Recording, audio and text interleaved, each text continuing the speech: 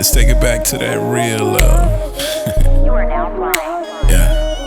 Let's have a conversation where the young black get married.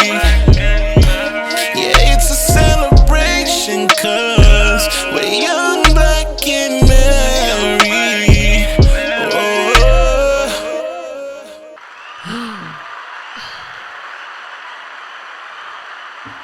Yes, sir. We are back. Welcome to the Young Black and Married podcast. I am Solo. With me, I have Yoli. And Yoli's taking a sip of her coffee, her spice pumpkin, right? Pumpkin spice. Pumpkin. Oh, excuse me. I'm sorry. Because it's September. Let's not get into that. Yep. But it's pumpkin spice coffee, and we got a jam-packed episode for you all. We actually just started the episode, but found out that the camera wasn't rolling, so Oh my gosh. so we starting over again. But it's good because Yoli gets to practice. She was before we had to restart. Yoli was giving us her marriage lesson of the week. What was it? It's okay to allow your husband to push you to do things that you may not want to do. Like what?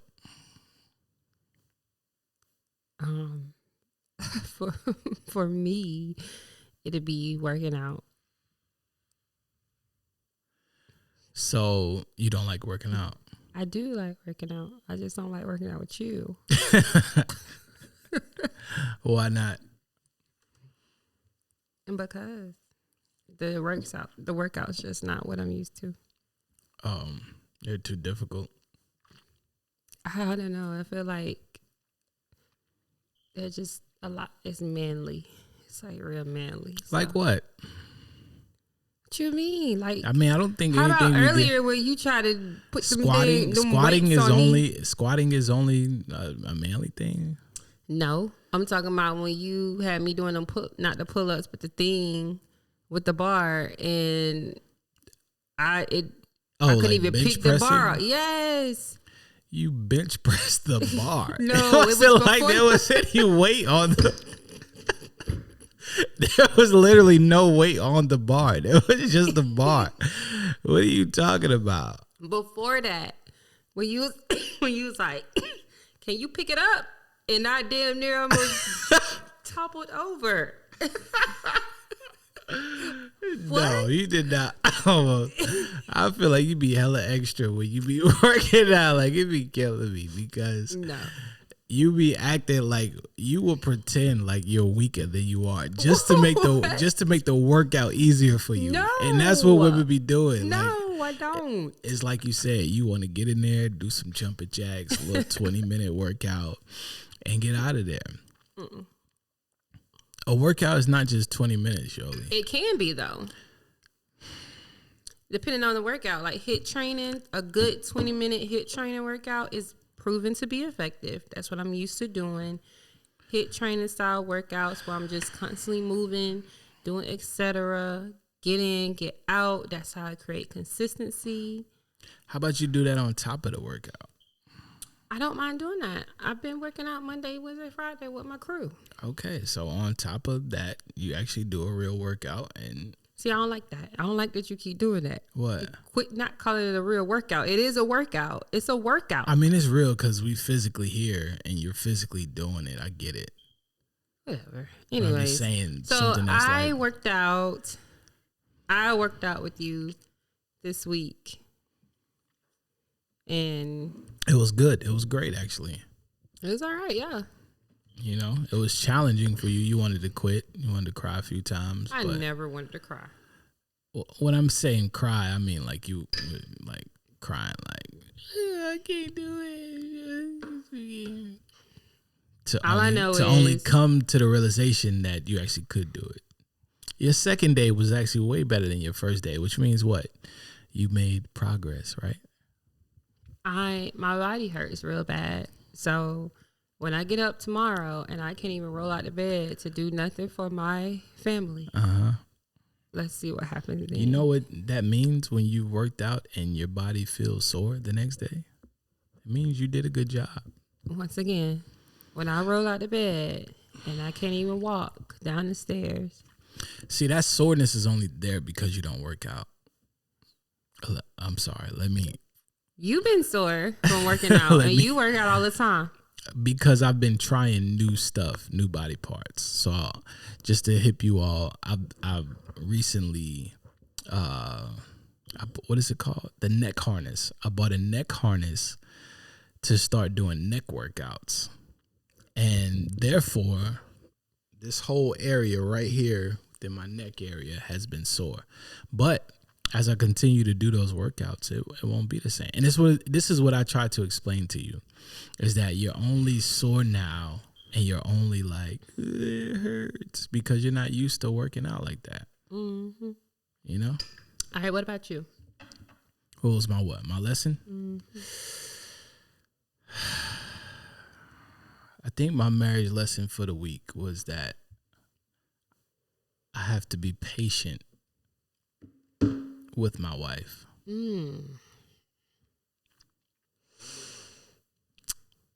you mean by that?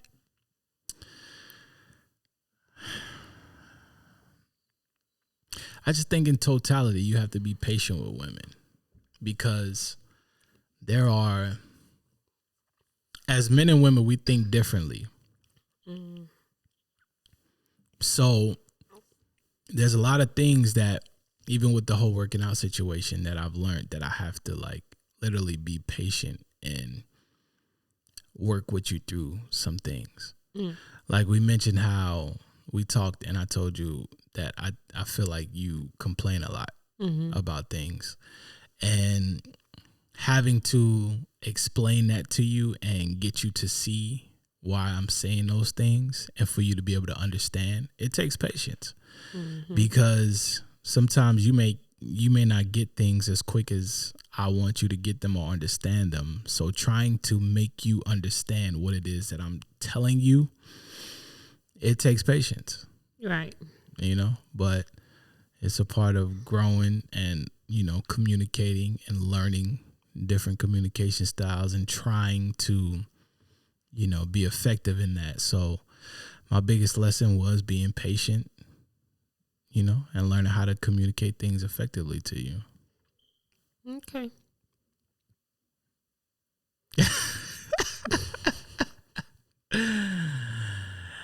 Anyways. We were watching What was it? You was trying to tell you what, the little marriage show? Yeah, we was watching the show, and I was picking on Yoli about how she watches all of these like marital shows, and I asked watches her, them too. Don't do that. All these little marital shows on Netflix and stuff, and I asked her, I'm like, why you watch these? Why you like watching these so much? And you know, she asked me the same, and I said, listen, I watch these things to get teaching points because to some extent they are very they give good scenarios and good teaching points to be able to give those examples to people to bring a point home. But we were watching, and there's a particular show called, what is it called again? Well, we was watching the Ultimatum one, but then we was talking about Married at First Sight. So there's a couple of them. Married at First Sight. Yeah, Married at First Sight. Some of y'all might have saw this, and it's on Netflix. No, Married at First Sight, it comes on Lifetime. No, the one that we watch on Netflix. That's Love is Blind or Ultimatum. What's the one with the black and white couple? Ultimatum. No, Love is Blind. It's on Netflix. Love is Blind. It's on Netflix. It's called Love is Blind. Okay, I'm asking you, is it on Netflix? Yes. What the hell? You just kept saying it's on Netflix. Like, you're telling me that No. Netflix. I'm saying it's on Netflix, right? Yeah, it's on Netflix. Okay. You got to act like you adding a question mark to the end of that. Like, it was no... I didn't know. Like, is it on Netflix? Like, you got to do more than that. I'm saying it's on Netflix, right? That's not what you did. Mm-mm. Anyway, The show is called Love is Blind. It's on Netflix, and it's about how these couples, they get to know each other from behind this wall. And it's basically about them creating an emotional connection versus a physical connection. So they can't see the person, they date this person without even knowing what they look like. It's just from conversation. Right. And like he said, it splits. They're separated by just a wall. That's it. And they do that up until they decide to match with someone and start a life together. Which the ultimate goal is to get married. So I think the full process is what, like a few weeks or months? Well, that dating process where they don't see each other is like a few weeks. And then I think the process with them living together is like 6 weeks or so. Okay. Regardless. It's short. It's really short. Right. So the topic came up. We were talking, and I think you might have mentioned about how white women treat black men. Right. And well, that's what you brought up the conversation of like the teaching points. And that was one thing I threw out about one of the couples on there. It's a black guy that's married with a white woman, and throughout the whole process, one thing that stood out to me was just how submissive she was to him, even before they even got really close or whatever. Right. So I think that the question came up about, is it that white women are more submissive to black men than black women? Right. And what was your response? I say yes. They definitely are. It's in their nature because of what they have been allowed to see growing up, with their parents. Majority of their parents are together. They have like a full household, and unfortunately we don't get to see that. Or if we do have that, a lot of times our parents or our mother is not showing that side to our dad or whatever. I think a portion of it is attributed to the fact that black women see black men in a very low state to where they don't really value them the way that they should be, right? So if, like, growing up, whether it be high school, college, oftentimes you see that black men aren't treated in a high regard, especially in America. So for most women, right, when they grow up, they look at the prize, meaning they want to see who has the best accolades, and that's what they all chase after. So as a black man, right, speaking on a societal means in terms of the ranking structure, or I should say the hierarchy of how people would rank the races, right? The white man would be at the top. You would have the other nations in between, whether it be Arab, Chinese, whatever. But in most cases, the black man is going to fall at the bottom of that. Right. Why? Because when you look at the majority of us, we come from impoverished neighborhoods. We come from the hoods, the ghettos across America. We populate the prison systems, right? And there aren't as many of us who are, astute when it comes to going to college, pursuing being a doctor or a lawyer, things like that, right? Oftentimes we chase after things that don't really line us up to, compete in terms of those statistics, to say the less, right? So I think that women see that, right? And because they look at those things, they oftentimes look at us as the bottom. Mm-hmm. So temporarily, when it's convenient, they know the things that we can offer. Like, for instance, if I'm a rapper, a ball player, whatever the case may be, there'll be a little more submission because I have the money to provide, right?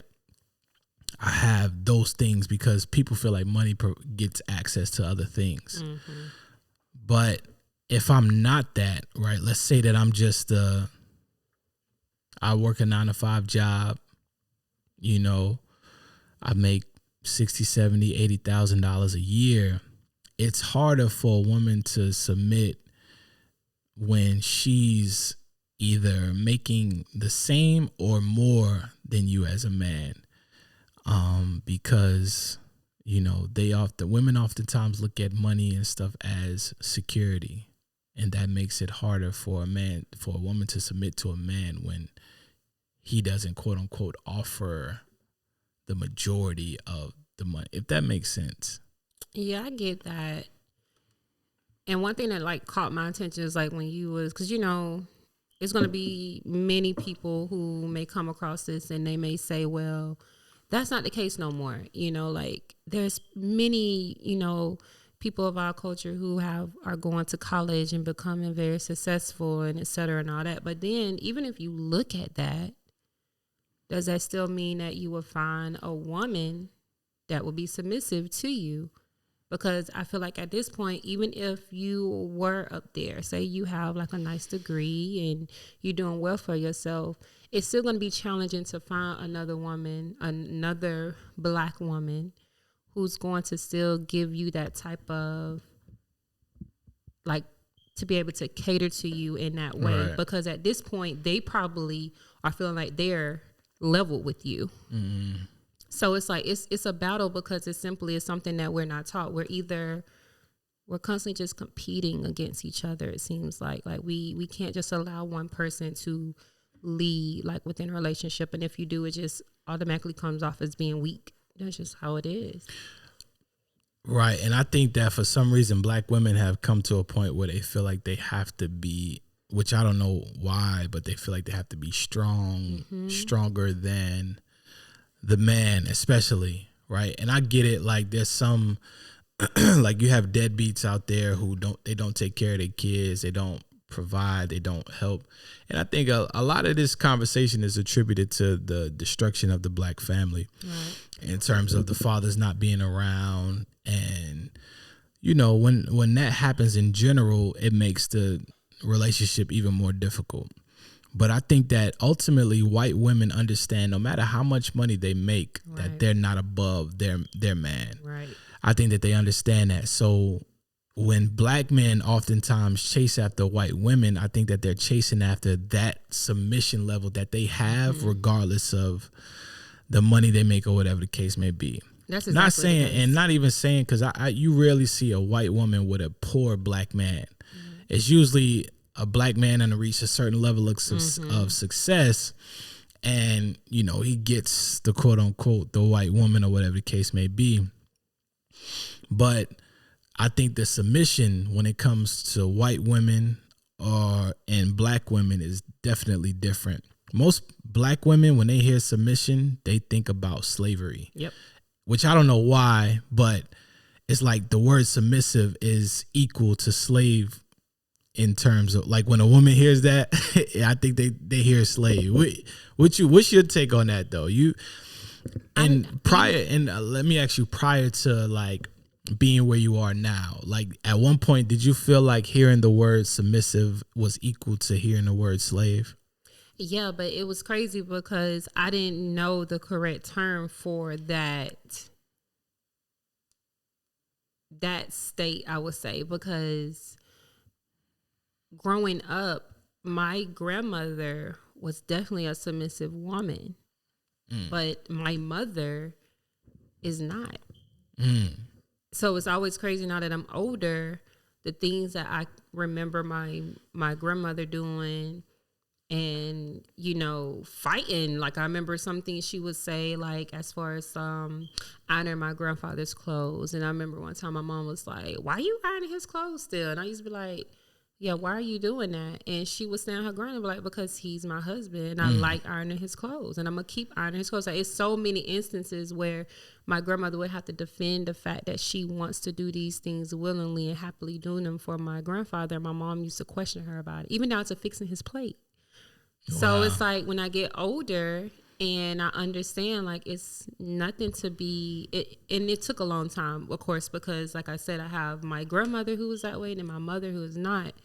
So, of course, I'm with my mother majority of my life. So when I get older and become, you know, we grow into a relationship, we get married and things like that. And I realized, like, okay, that is nothing wrong with being submissive. Mm-hmm. It's actually, it took a long time for me to understand that it's nothing wrong with being that way. Where do you think your mom learned that from, though? Because if she saw her mom being submissive, do you think that she resented that? Or, like, how do you think she learned what she learned about not being submissive? You know what? I really don't know.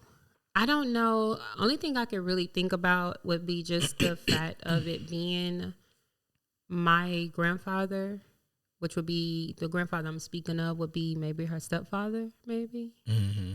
Maybe it's just one of those things where she just felt like my grandmother shouldn't be doing that with, you know, her stepfather, maybe. I don't know. Because she is a daddy's girl and my grandmother and her father got separated. So that's the only thing I could think of, because even to this day, she never called him father. She called him by his name. So I feel like she definitely has that separation.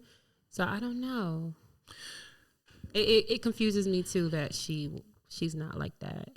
Yeah, but I love that. I now that I'm older, I'm like, wow, like I literally was around it my entire life, and then I took advantage of, you know, being able to really grow into being that type of woman. Yeah, and I think that a lot of, like, just that old school, the old school marital, like the whole dynamic of the marriage, I should say, it seemed a lot more, you know, cohesive than it is today. In most cases, and I know people say it all the time, like most women want like a traditional man, but they don't want to be traditional in themselves. Like, you want a man that's going to hold the door or open the car door, do all of these like things, right? Take care of the household and all of these things. But most women don't actually want that themselves. Meaning, like, a lot of women who think about the idea of staying home and being like a stay-at-home wife, stay-at-home mom, they look at that and they say, well, I can't, you know, I feel like I gotta be taking care of my career and doing this and doing that. And the white women been doing it for ages. Yeah. And it's like, I've always had the mindset of like, what's the end goal? You know what I mean? Because if your end goal is to just focus on your career and just be happy for yourself, what is that going to profit you in the end? Right? Like, if as a woman, right, if your job or your whole motive is to chase the money and the career, at the end of the day, what do you have if you don't have a husband and you don't have children? Right, to share it with, right? Everything revolves around you leaving a legacy, even as men. Like, men and women, especially black men and women, have to understand that it takes the family structure in general, a man, a woman, and children, in order for us to be quote unquote successful. You're not successful because you have a high paying job and you make 6-7 figures, but you have no legacy. You have no daughter, no sons to you know, raise. As in the family structure I'm talking about, it doesn't mean anything. Right.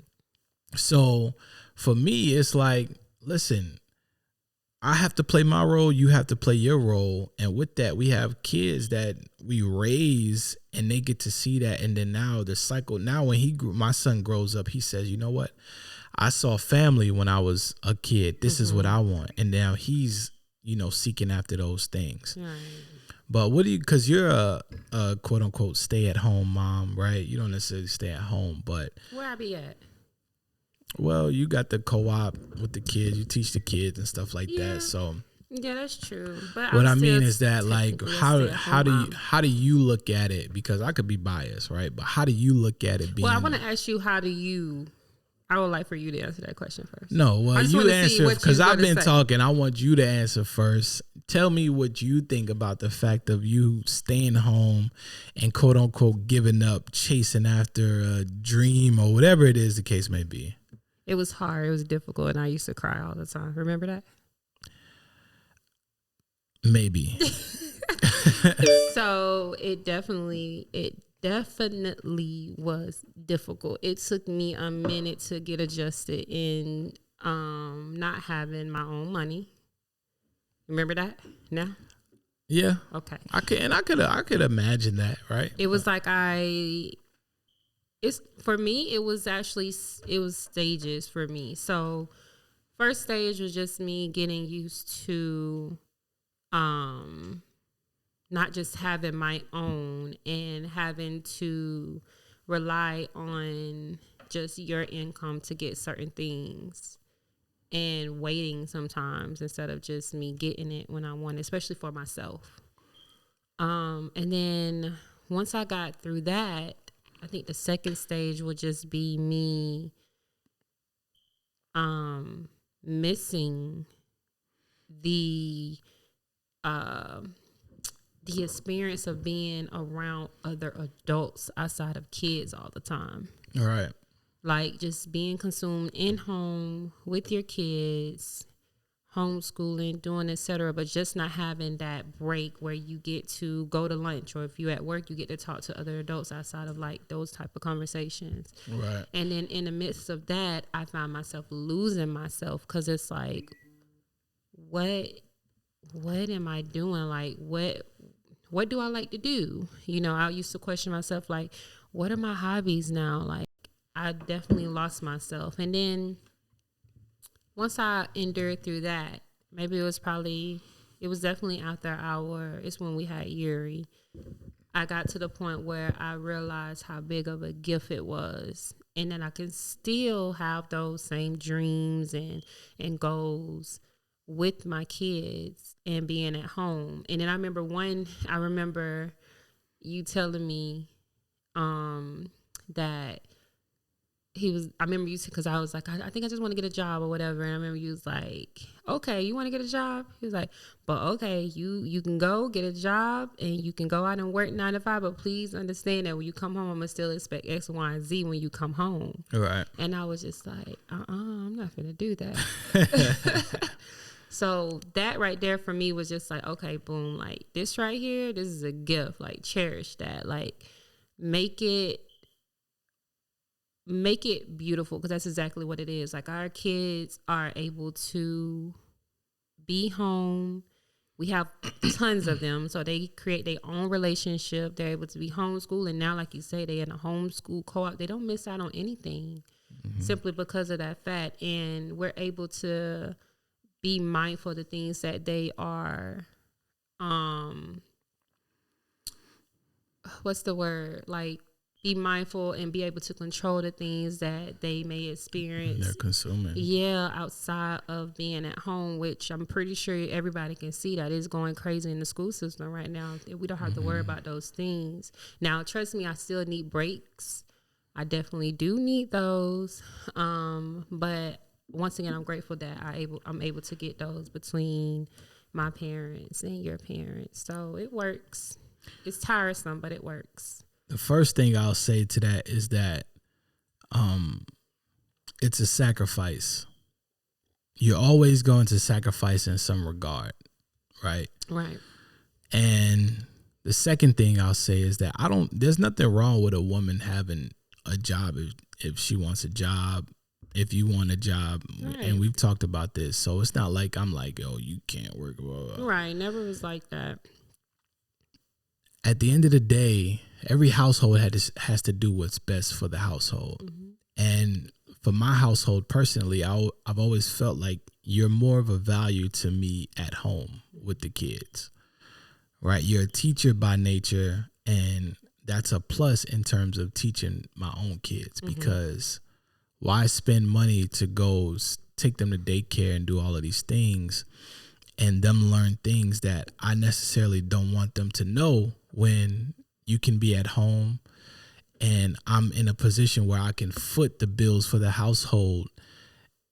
That makes more sense to me than you going out to get a job right now and sacrificing them having or learning things that I don't want them to necessarily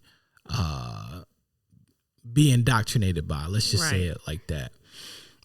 Because the world will teach them certain things, and there's things that I teach them within the household to prepare them, right, for the world.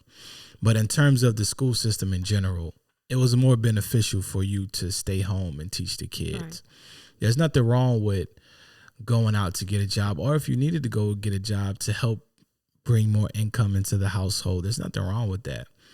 And I think that ultimately, like, that's what women have to learn, is that as a man, the man is the head of the household, regardless of what concept or what thought you may have in your mind. There's no real such thing as 50-50. Right. Because there's literally things that I'm going to compensate more for being the man of the household. When a thief comes in, knocks down the door, busts open the window, whatever, I'm not expecting you to go downstairs and go see what was going on. You know what I mean? There's just things that as men we have to do more of because we're men and we're expected to, like, as a man, you're expecting a man to be a provider. I don't expect a woman to be a provider. Right. I don't expect her to take care of me and pay the bills and do all of those things. As a woman, I expect you to take care and nurture the children, right? As I'm away, fending for my household. Mm-hmm. And I think that's the perfect family structure. That's the way that, it should be. Right. It should be nothing wrong with a man providing for the house. And we're talking about a man who's actually doing that, not somebody who's out tricking off and, he's lying to you, mm-hmm. sleeping with other women, got, all this other stuff going on the side. We're talking about somebody who you actually trust and you've, entrusted to be able to, call himself and do these things. Call himself a man, call himself a husband, call himself the head of the household. That's what we're talking about. Right. So every scenario is different, but ultimately I think that that's the goal, is to have that structure or that system set up. You know what I'm saying? Mm-hmm.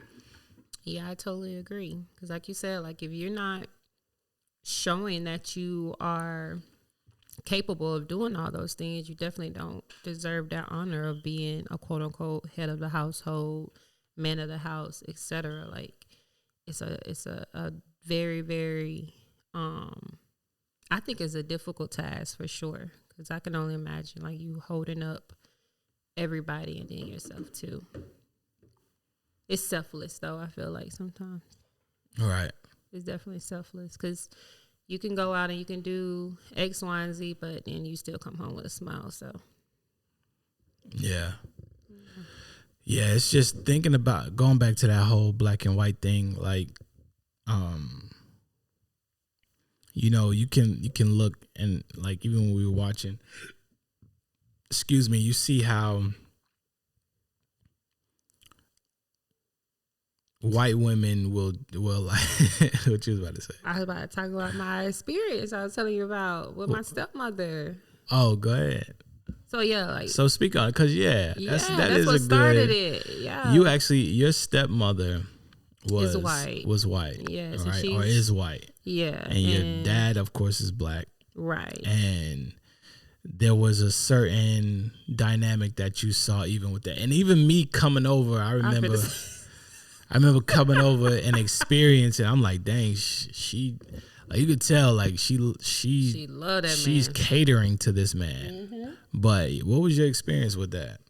So yeah, like I was telling Solo, whenever my father started, once he got married to my stepmother, I was probably like 7 or 8 years old, and I used to go spend time with them, stay with them. often. And I was just telling him how I used to get so annoyed and aggravated at her for always checking up on me. I should be like, you want something to drink? You're hungry, baby? You need X, Y, and Z, boom, boom. And I was not accustomed to that. And I used to be like, I'm good. You don't have to worry about it. I'm straight, boom, boom, boom. And then I remember her running my bath water for me after coming in. I was at a friend's house.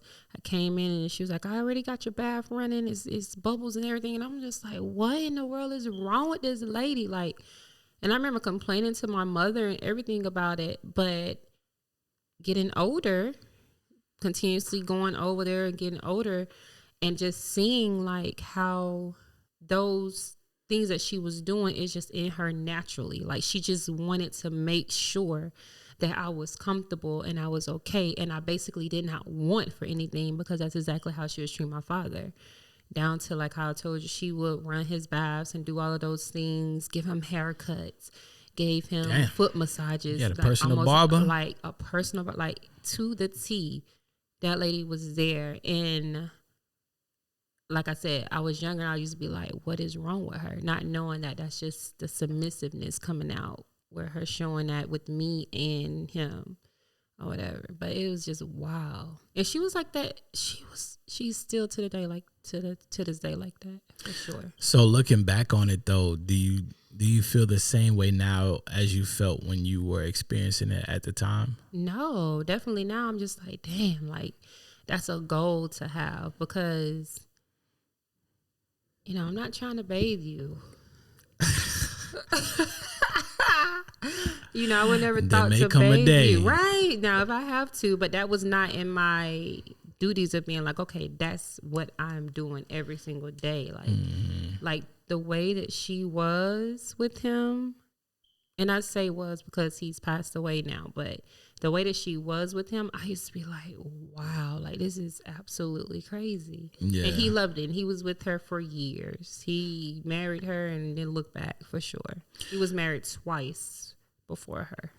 But as I'll speak for myself, like you want somebody who's going to take care of you and like really just like you want to feel like she taking care of me. Mm-hmm. You know what I'm saying? That's what bring you that homie feeling, that homie vibe. Is just knowing that she's literally vested in taking care of me and making sure that I'm straight. You know what I mean? Because sad to say, but a lot of women today, and I'm gonna say this, most women today don't know how to be wives. Right.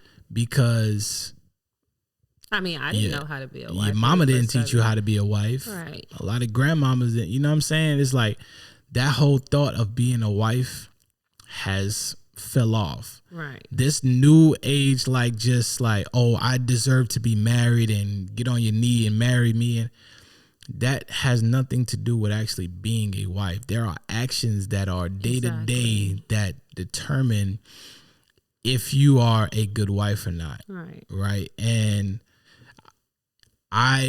it's a man's job to teach a woman how to be a good wife to him. Yeah, I was going to say that because my mom and my father, I know it's probably confusing to a lot of people, but they've been married since I was 2 years old. But still, I can say that when I got married, I didn't know what I was doing. Yeah. I saw it, but at the end of the day, like you said, like the wife that she was based off of my father giving her those tools of being his wife versus me being your wife. I had to learn like what it is that you see in a wife, like right. What you want in your wife. Exactly, because every relationship is different. One man may expect something different from his wife, but I think there's a general rule to what it is that we all expect, right? Mm-hmm. And I think ultimately, like if a woman is submissive, meaning like she's willing to be coached and learn and, willing to adapt and change, to whatever environment, that's a biggie for a man. Who wants to worry about arguing back and forth, especially if you are the provider? Like imagine paying the bills, taking care, doing all of this stuff, and then you have to like worry about arguing back and forth or debating back and forth about things that you want done a certain way. And I do believe that that's why a lot of women like it better when they bring money to the table. Right. Because they feel like, listen, I'm providing a certain asset. You can't tell me nothing. You can't talk to me or right. check me the way you think that you can. Right. And if a woman is doing that, if a woman is bringing a certain amount of money to the table and she is still being submissive, then that is a very rare sight to see. That's like I'm not saying they're not out there, but it's very rare that you're going to find a woman who has both of those qualities. Right. It's like that video of the nurse that went viral a couple weeks ago where she was she posted like on her TikTok that she came home and her husband wanted him to cook her a meal. Oh yeah, and the comments went crazy. They hate that. And I'm like, what is wrong with that? Like, the world, man. Like, we really don't want to see like our women in that state. Like, it's like crippling to them to see a woman wanting to do something for their husband. Just because they want to do it to be pleasing. Like, everybody got to be in their bag. Everybody got to be trying to have their own business, whether it's selling weave, skinny tea, whatever it is. Like, they just don't want to be quote unquote dependent on a man. But that's the part that there's nothing that you can do as a woman to not be dependent upon a man. Exactly. It's nothing that you can do because you come from a man. You are dependent upon a man. God made you purposely to be dependent upon a man. There's no way you can get outside of that because there are things, whether you agree or not, that you are going to need a man to do at some point in time in your life.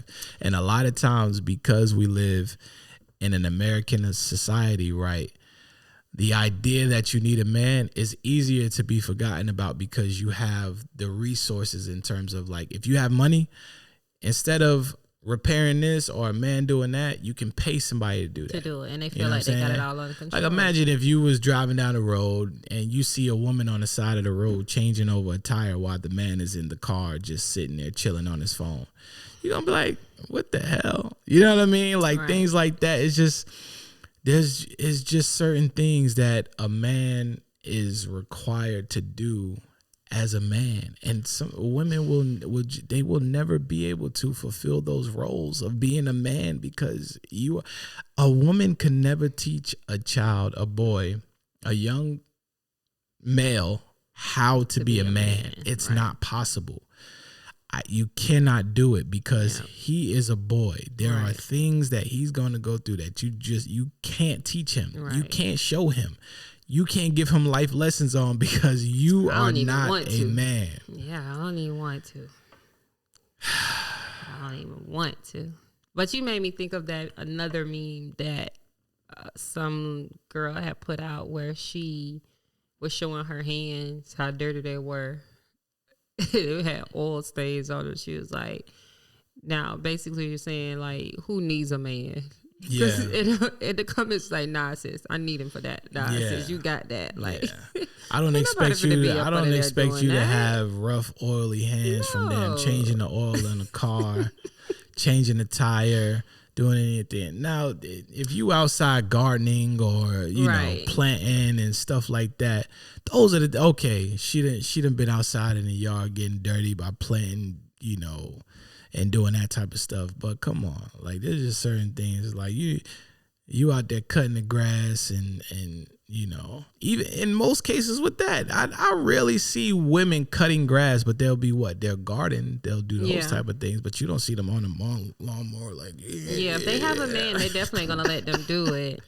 But I was also gonna say, like, if you have learned, it's nothing wrong with learning those techniques. It's just basically it's not one of those things where it's necessary for you to do them, because like my father taught me a lot of stuff about like things to look out for cars and little smaller things like that, like repair. I know how to repair a lot of stuff just based off of my father, but it's not one of those things where it's like I feel like I have to take on that responsibility. Right. Now, if I need to, I know that I could, but it's not.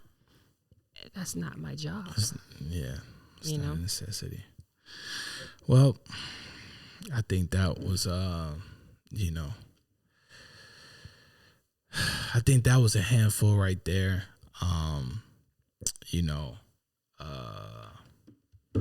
It's a lot you could dive into regarding this matter in general, but we're gonna cut it short tonight.